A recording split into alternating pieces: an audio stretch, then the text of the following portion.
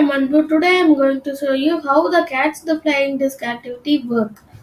For that, in last video we have coded all the uh, wanted things.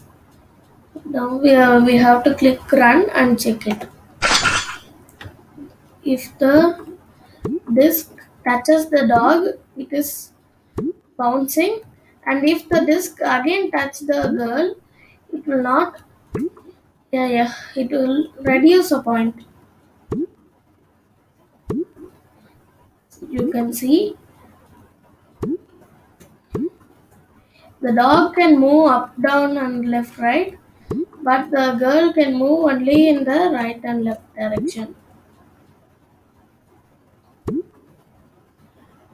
If the disc doesn't touch the girl, it will score a point. If the disc touches the girl, then it will remove a point. You can click this and also play,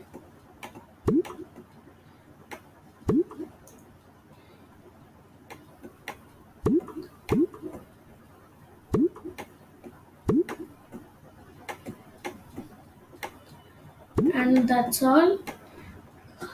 This is how it works.